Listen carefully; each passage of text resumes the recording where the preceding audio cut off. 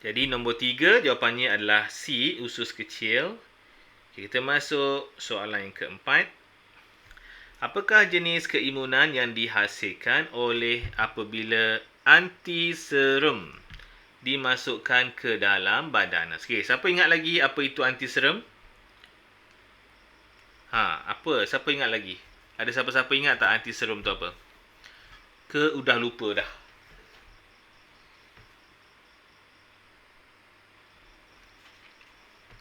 Ada siapa-siapa ingat tak? Ataupun bagi contoh antiserum. Antiserum tu ada siapa-siapa tak yang pernah kena gigit lipan? Ataupun pernah gigit dengan ular? Ada tak? Kawan kita ada tak? Ataupun pernah gigit dengan binatang berbisa? Tak ada. Semua tak pernah kena ya? Cikgu dulu pernah kena gigit lipan. Sekali.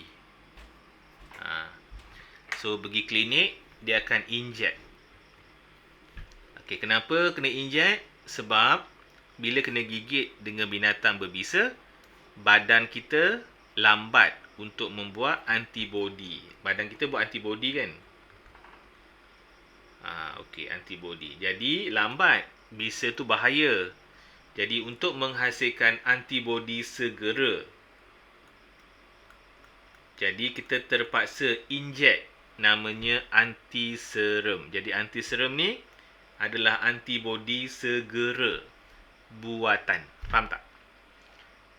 Jadi dia akan melawan bisa tersebut. Jadi senang cerita, antiserum ni sebenarnya macam juga antibody, tetapi dia dalam bentuk segera. Tak payah tunggu-tunggu. Okay, faham? Itulah maksud antiserum. So, dalam badan. Soalannya, apakah jenis keimunan ini? So, dia mestilah keimunan. Yang pertama, dia buatan ni. Antiserum ni buatan. Okey. Dia adalah buatan. Nampak ada buatan tak? Nampak tak ni? Buatan. Bila salah ni. Jadi, kita fikir sama ada keimunan pasif buatan ke keimunan aktif buatan. Pasif lah sebab kita tak mampu untuk membuat sendiri. Namanya adalah keimunan pasif buatan. Keimunan pasif buatan. Keimunan aktif buatan macam mana? Keimunan aktif buatan ni macam vaksin. Vaksin ni adalah keimunan aktif. Sebab apa? Bila kita cucuk vaksin, vaksin ni akan aktifkan antibody. Dia akan aktifkan antibody kita. Faham tak? Okey, boleh. Okey, nombor 5. Rajah 2 menunjukkan susunan radas dalam proses elektrolisis air. Gas-gas dikumpulkan dalam tabung uji X dan Y. Okey. Okey, gas dikumpulkan. So, okey, elektrolisis kan? Okey, kat sini ada asid hidroklorik. Apakah gas yang dikumpulkan dalam tabung uji X dan Y? Apakah gas yang dikumpulkan? So, ingat dalam asid ni kita ada hidrogen. Sebab tu nama hidrogen. Dalam air kita ada air lah. Kita ada oksigen.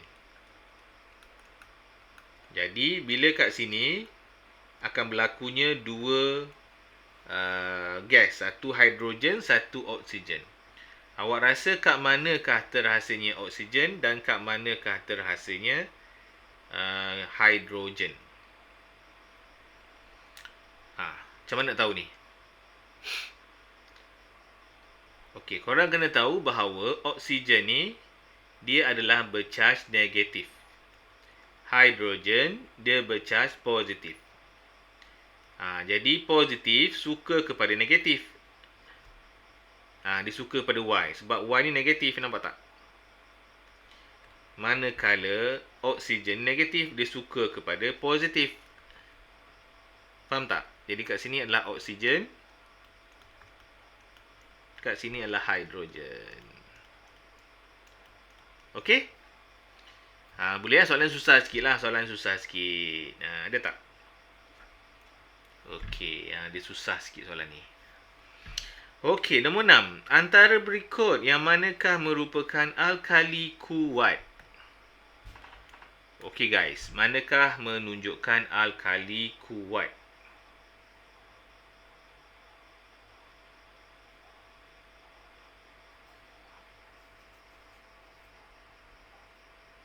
Dalam banyak-banyak ni dia tak adalah kuat sangat ni, semua macam biasa je.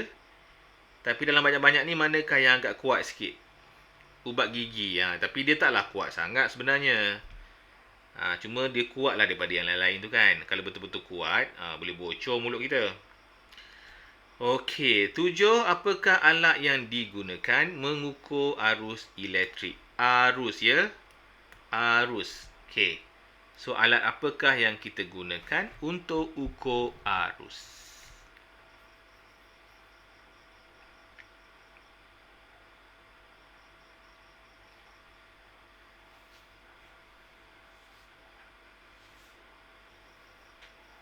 Okey. Siapa ingat? Alat apakah yang kita gunakan? Voltmeter ukur volt. Voltmeter ni ukur volt. Ukur voltan. Bukan. Ammeter. Ammeter ni ukur arus. Okey, so arus. Okey, boleh. Okey, lagi. 8. Menunjukkan sejenis tuas. Okey, sejenis tuas. Okey. Antara berikut manakah merupakan tuas daripada kelas yang sama? Okey, mana awak rasa sama?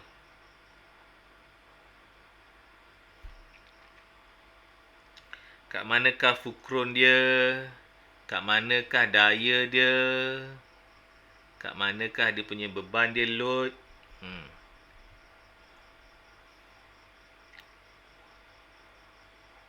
Okey, tengok betul-betul. Mana? Tengok balik ke bawah ni. Okey, ni kita punya beban, load. Kan? Ini kita punya daya. Dekat sini kita punya fukron ni. Tak nampak fukron kat dalam ni. Fukron. Okey, agak-agaknya manakah yang sama macam ni? Fukron dulu, daya tengah, beban kat ujung. Okey, kat sini kita tengok, ini daya.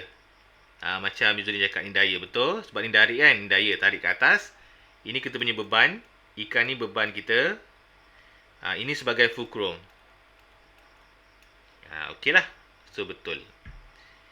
Okey, kalau dekat sini, ini fukron, tengah-tengah fukron, bukan. Ini pun tengah-tengah fukron, bukan. Ini pun tengah-tengah fukron. Jadi, bukan. Yang dekat sikit, Izzuddin betul lah.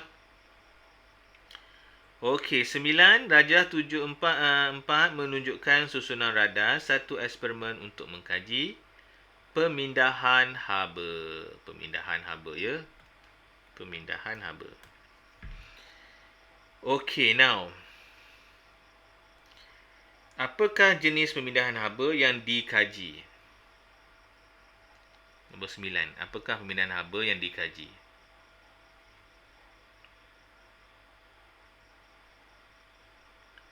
Dia tengok ni ada rod kayu, ada rod kaca, ada rod plastik.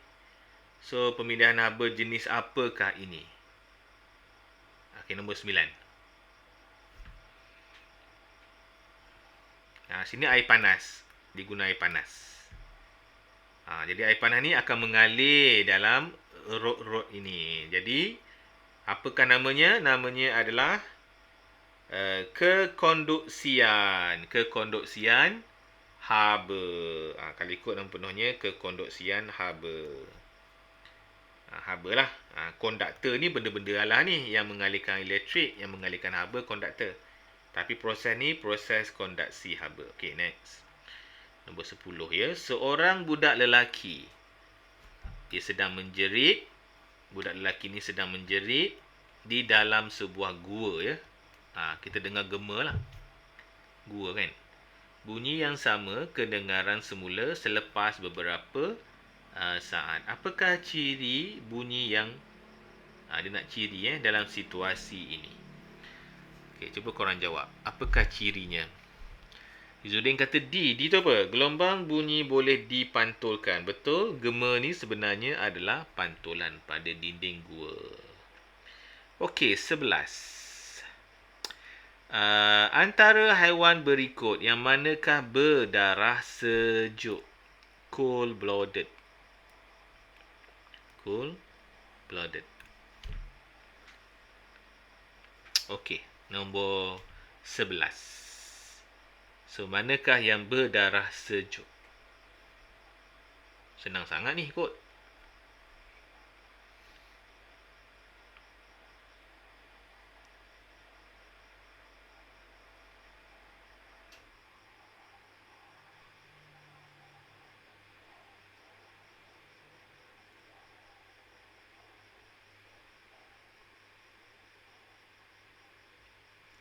Ular tak. Ular berdarah panas. Ular berdarah panas.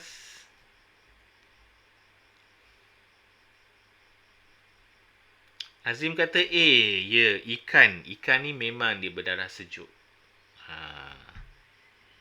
Okey, 12 menunjukkan sejenis interaksi ya. Interaksi ni hubungan lah. Okey, so kat sini kita ada burung dan kita ada ikan. Nombor 12 ya.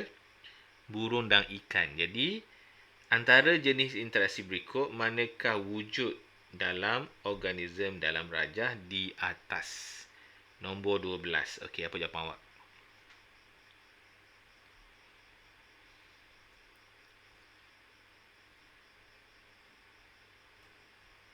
A juga ya. Mangsa pemangsa. Betul. Mangsa pemangsa A. Bagus. Okey, betul-betul. Tahniah. Okey, kita nak masuk 13 sistem pencernaan ya. Pencernaan ni makanlah. Okey. Antara organ berikut manakah merembeskan asid hidroklorik? Kat manakah asid hidroklorik ada, guys? Tengok betul-betul.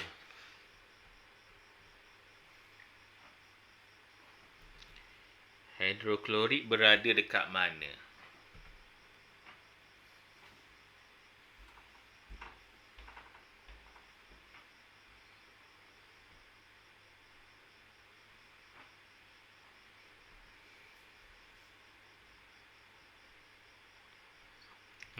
Tak ingat?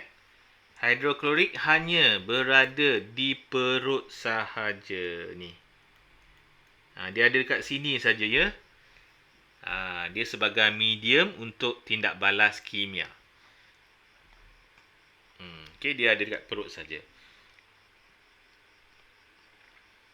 Okey, 14.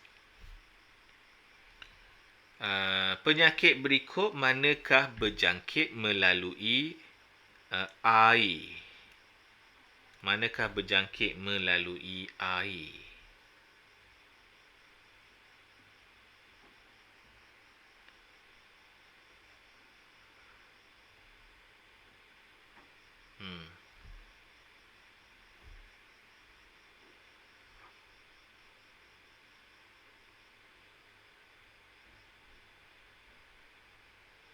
Demam kepialu. Demam kepialu. Demam kepialu ya. Demam ni adalah daripada sesama ni daripada apa? Sesama ni udara kan? Antara kaedah bersihan berikut yang manakah merupakan hilangkan bau dalam air? Okey, macam mana kita nak hilangkan bau dalam air? Kaedah macam mana?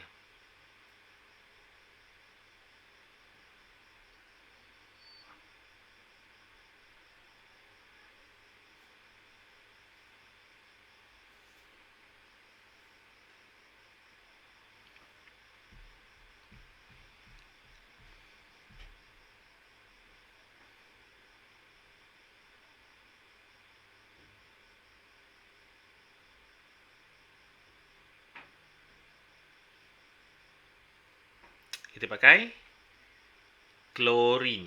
Sebenarnya klorin boleh, penyulingan pun boleh. Cuma klorin ni dia special sikit, dia boleh bunuh bakteria lagi. Dia hilangkan bau dan juga bunuh bakteria ya. 16 berikut yang manakah mempunyai nilai pH kurang dari 7. Kurang dari 7 ni adalah asid. Okey, 16. Manakah kurang daripada 7? Manakah bersifat asid?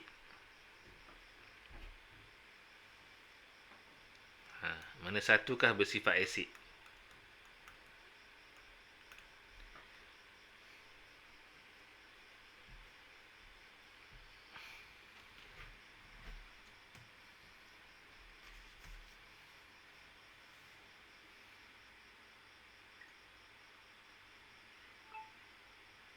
Okay, siapa nak cuba jawab tu?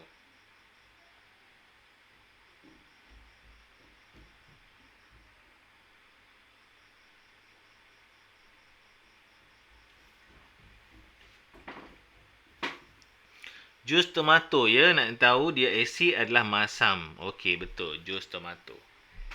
Masam. 17 antara berikut yang manakah mempengaruhi kekuatan medan elektromagnet? Manakah mempengaruhi kekuatan medan elektromagnet? Okey, 17. Awak rasa manakah jawapan yang sesuai sikit?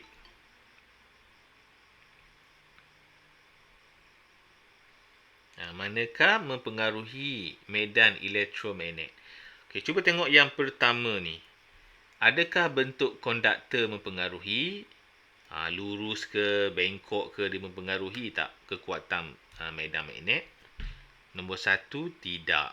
Bentuk tak mempengaruhi. Jadi yang mana nombor 1 ada, kita buanglah. Jawapan kita tinggal A dengan B. Simple sikit. Kita tengok nombor 2. Arus yang mengalir. Betul. Lagi banyak arus, lagi tinggi medan elektrik kita. Jadi nombor 2 betul. Ni nombor 2 ada. Macam tu lah kita jawab untuk soalan Roman macam ni ya. Yang confirm salah, kita potong siap-siap. Jawapan kita semakin kecil. Okey, 18 menunjukkan sebuah bongkah kayu yang sebahagian terendam di dalam air. Okey, soalannya adalah antara perbandingan berikut yang manakah adalah betul mengenai situasi di atas? Ni rendam dan bongkah kayu ni tenggelam separuh macam ni. Okey, jadi awak rasa manakah situasi yang betul yang boleh kita nyatakan? Kayu tu timbul dalam air. Okey guys, apa jawapan korang?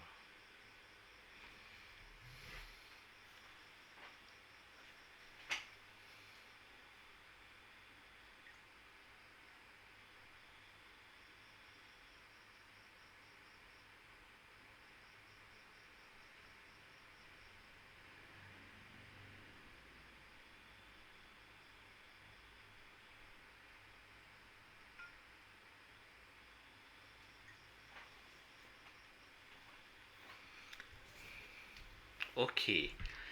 B, ketumpatan bongkah kayu sama dengan air. Kalau sama dengan air, biasanya dia akan duduk tengah-tengah ke, timbul tenggelam ke, sama tak boleh. Sebab dia timbul, mestilah bongkah kayu ni kurang tumpat. Kurang tumpat berbanding air.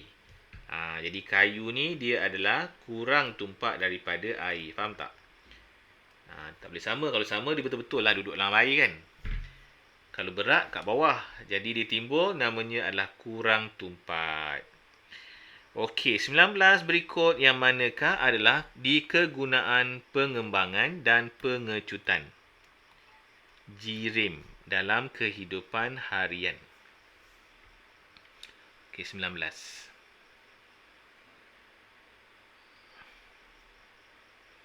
Pengembangan dan pengecutan. Contohnya macam wire kita gantung, tengah hari dia kecut, tengah hari dia kembang. 4 betul.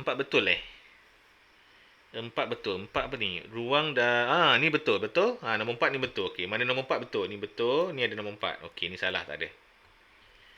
Macam itulah cara kita buat ya. Tengok. 3 ke nombor 1 betul? Nombor 1 betul tak?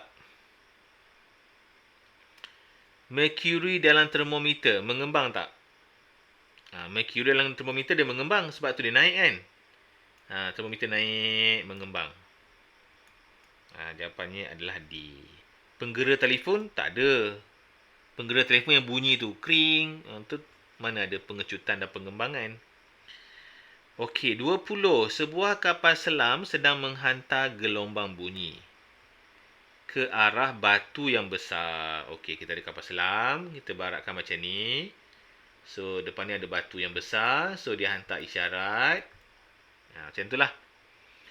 Apakah fenomena gelombang tersebut? Okey, lepas tu mestilah bantu tu akan datang balik ke kapal. So, apakah nama fenomena ini, guys? 20.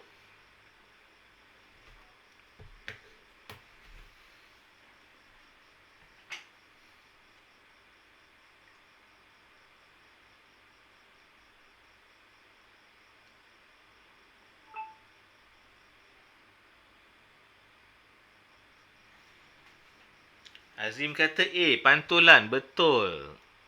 Gelombang bunyi, pantulan. Pantul kepada batu sampai kepada kapal selam itu balik. Okey, kita masuk section B sikit. Jawab semua soalan section B ni. Menunjukkan dua jenis tumbuhan. Okey, ada dua jenis tumbuhan. Yang pertama adalah bunga orkid. Yang kedua adalah pokok pisang. Yang kedua adalah pokok pisang. Apakah persamaan bagi tumbuhan yang ditunjukkan di atas? Okey. Namakan. Apakah persamaan? Okey. Mulakan.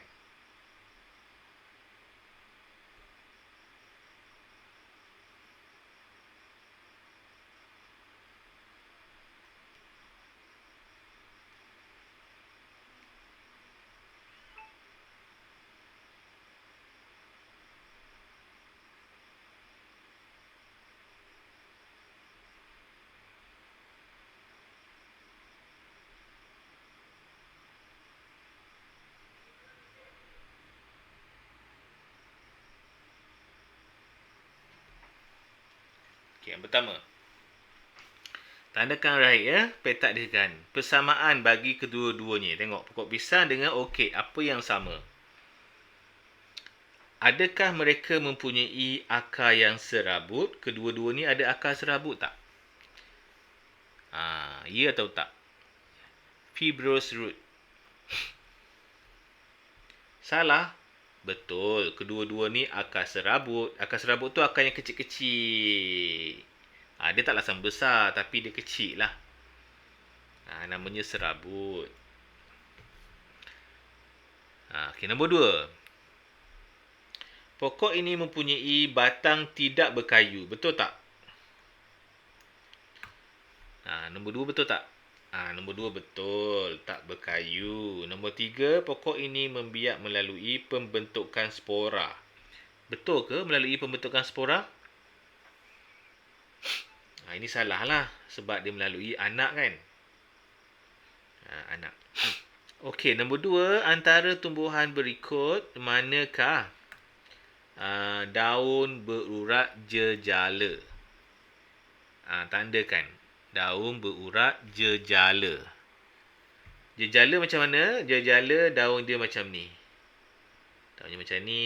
Lepas tu ada ni. Ada macam ni. Ni namanya jejala. Ni jejala ni. Ni namanya jejala. Faham tak? Okey, ni namanya jejala ya. Okey. Jadi manakah yang berjejala guys? Dua markah ni biasanya ada 2 poin lah. Okey. Cuba korang komen sikit.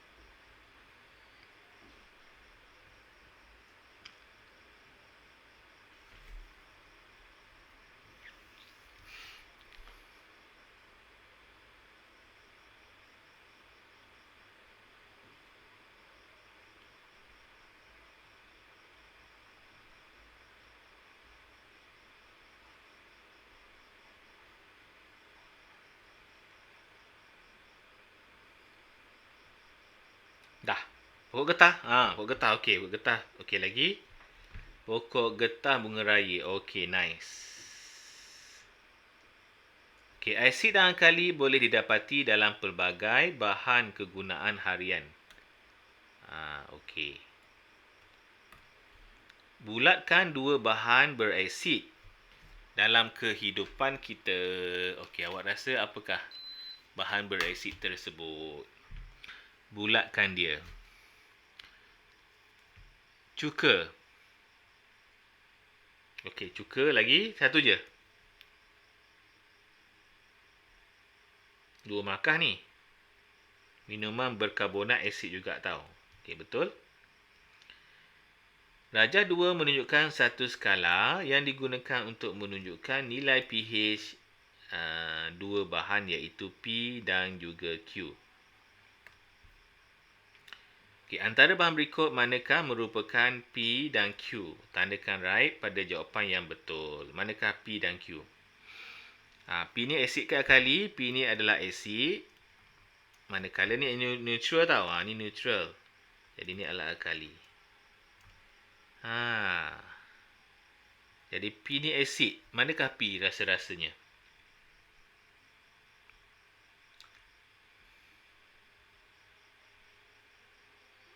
P adalah jus Okey, P adalah jus tomato. Okey, Q alkali.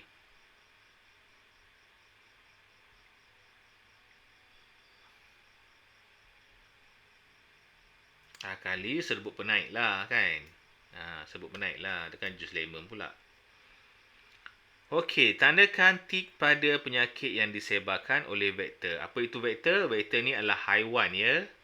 Haiwan yang membawa vektor haiwan membawa patogen. Membawa patogen. Patogen ni adalah mikroorganism jahat. Mikrob jahat.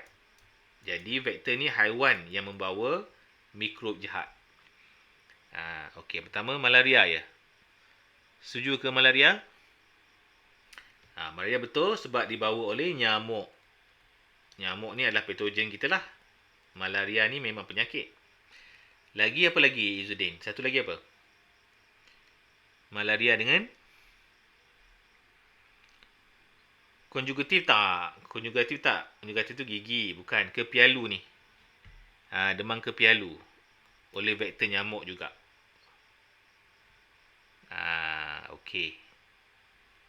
Nyamuk juga. Okey. Okey, next. Seterusnya. Sesetengah patogen menggunakan haiwan untuk berpindah dari satu host ke host baharu. Satu host ke host baharu. Okey. Ni cerita pasal patogen. Patogen ni adalah mikrob jahat. Okey. Okey, cuba pasangkan dia. Yang pertama nyamuk ni.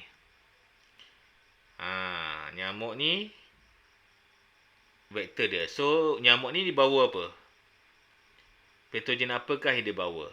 Nyamuk ni biasa dia akan bawa Salmonella typhi namanya. Salmonella typhi. Special sikit. Yang tikus ni adalah kecing tikus. Namanya Bacteria leptospira namanya. Okey, nyamuk ke lalat? Lalat, sorry. Lalat lah, Din. Lalat. Betul-betul lalat. Okey, next. Nombor 4A. Tandakan tik pada pernyataan yang betul mengenai jasad angkasa. Jasad angkasa.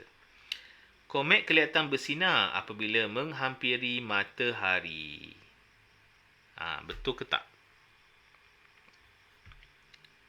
Betul ke tak? Baca lagi. Tandakan right pada pernyataan yang betul mengenai jasad angkasa. Okey. Komet kelihatan bersinar apabila menghampiri matahari. Betul? Sebab komet tu dia sejuk. Bila dekat matahari dia panas, kita akan nampak dia punya ekor dia lah. Dan dia akan nampak bersinar sikit. Okey. Nombor 2. Dia kata meteorit merupakan serpihan daripada asteroid dan komet. Betul ke tak? Nombor 2.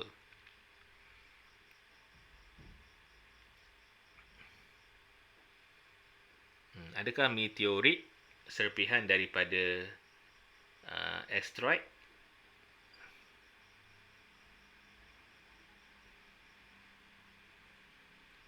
Jawapannya adalah betul. Komet terdiri daripada gas, ais dan logam. Tak. Komet terdiri daripada gas dan ais saja. Logam tak ada, ya. Komet bergerak bebas di angkasa. Tak. Dia mengikut orbit dia tersendiri. Okey, lingkaran asteroid terletak di antara orbit dua planet. Namakan planet tersebut. Lingkaran asteroid. Asteroid letak kat mana? Antara mana dan mana?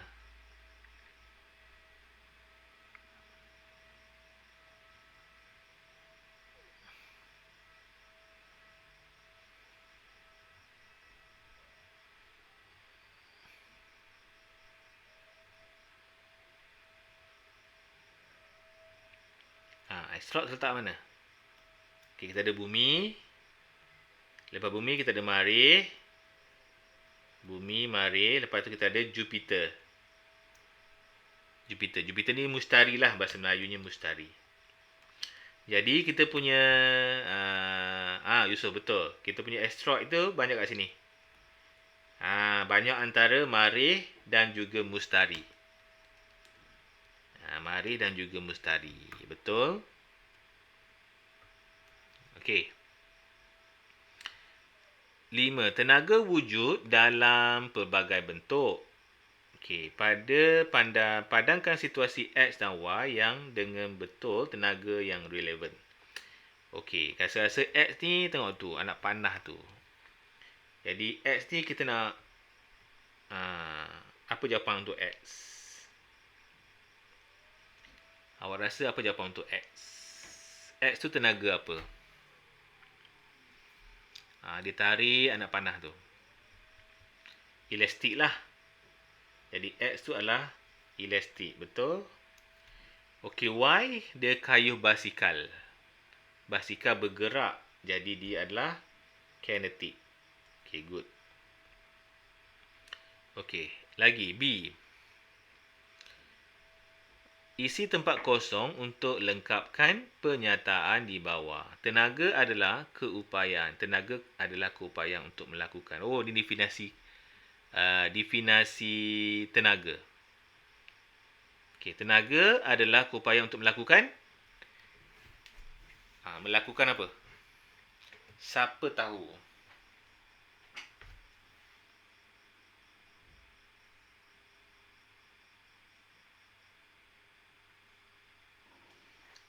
Keupayaan melakukan kerja. Tenaga tidak boleh dicipta atau dimusnahkan. Memang Tuhan buat macam tu. Cuma dia boleh wujud dalam pelbagai bentuk. Dia boleh bertukar-tukar bentuk sahaja. Okey, kita masuk section C. Banyak juga kita buat, ya. Okey, tak sia-sia kita buat malam ni. Okey, C kita akan buat rajah 6.1 menunjukkan interaksi, ya, antara haiwan dengan tumbuhan. Okey. Namakan gas A dan juga gas B. Okey. Ni pokok yang bagi ni. Pokok yang bagi, apakah gas A tu?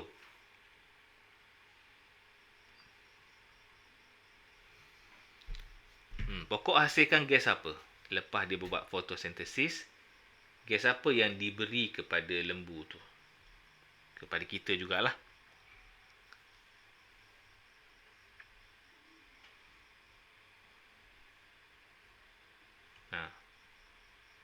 Hasil fotosintesis, dia menghasilkan oksigen. Betul. Dia akan menghasilkan oksigen, Azim. Betul, Azim?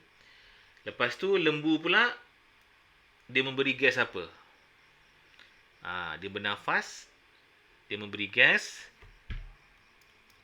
Okey, karbon dioksida. Karbon dioksida.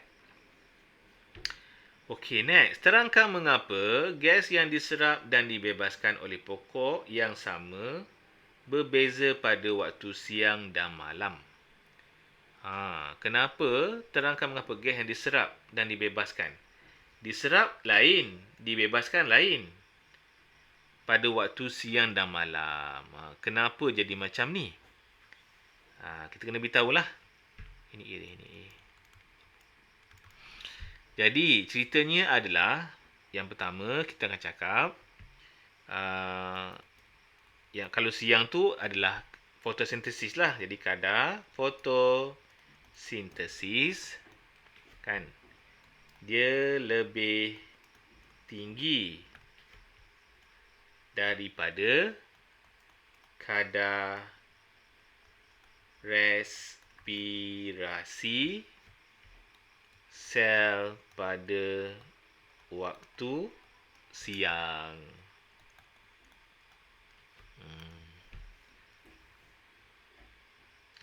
Jadi kalau siang tu kita ada fotosintesis dan juga respirasi, dua-dua kita ada. Tapi kalau waktu malam kita hanya ada respirasi sahaja. Jadi yang malam tu tumbuhan hanya menjalankan respirasi tak muat. Respirasi sel pada waktu malam. Kerana fotosintesis tidak berlaku pada waktu malam. Jadi waktu malam respirasi sel je ada. Sebab itulah gasnya berbeza-beza.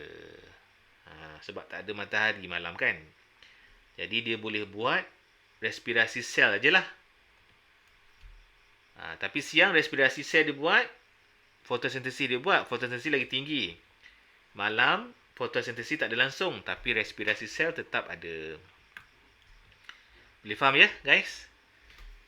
Ni korang kena tahulah. Soalan popular juga tu.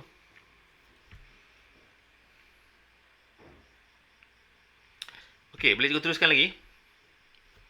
Cikgu habiskan sikit lagi Cikgu habiskan yang B je. Rajah 62 menunjukkan dua contoh interaksi antara organisma dalam habitat. Okey, yang pertama kita ada semut dengan afid. Yang ini kita ada sarang laba-laba macam ni. Ada ke sarang laba-laba macam ni? Melampau betul macam mana dia nak settlekan tu? Aduh. Okey, nyatakan jenis interaksi yang ditunjukkan dalam di atas. P dulu. P ni interaksi apa? Apakah interaksi dia?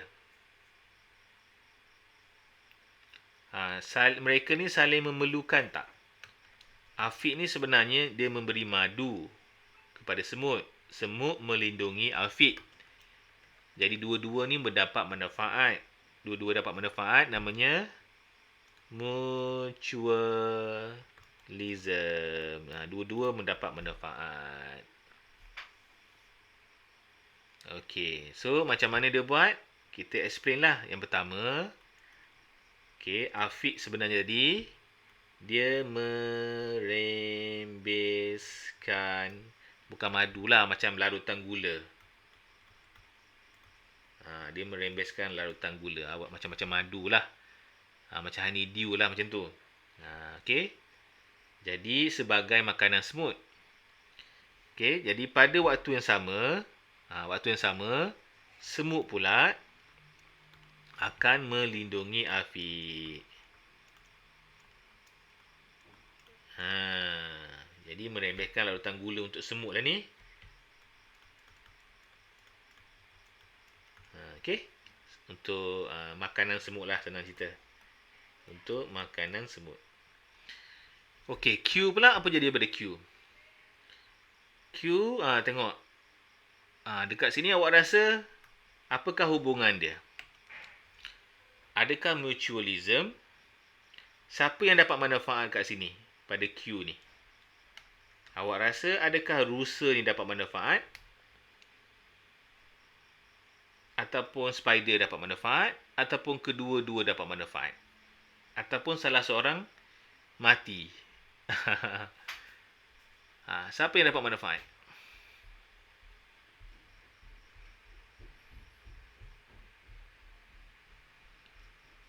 Okey, yang dapat manfaat adalah labah-labah ni dapat manfaat. Betul? Rusa ni dapat manfaat tak? Rusa tak. Tapi rusa mati tak? Rusa tak mati, hidup.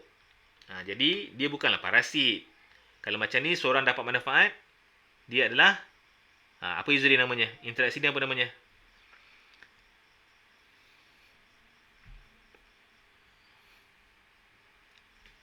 Apa interaksinya? Commensalism. Commensalism. Okey. Commensalism. Jadi, macam mana tu? Sebab labah-labah dia membina jaringan labah-labah apa ni? Untuk apa? Bukan untuk tinggal saja sebenarnya. Untuk memburu mangsa. Untuk memburu mangsa. Jadi kalau dapat serangga melekat ke kat situ, labah-labah lah makan. Dalam masa sama, tanpa memudaratkan rusa. Okey. Tapi kalau rusa bergaduh tu, pening juga dia kan. Kalau rusa tengah bergaduh tu, pening juga tu. Boleh guys Okey lah guys, gua rasa cukup lah sampai sini je.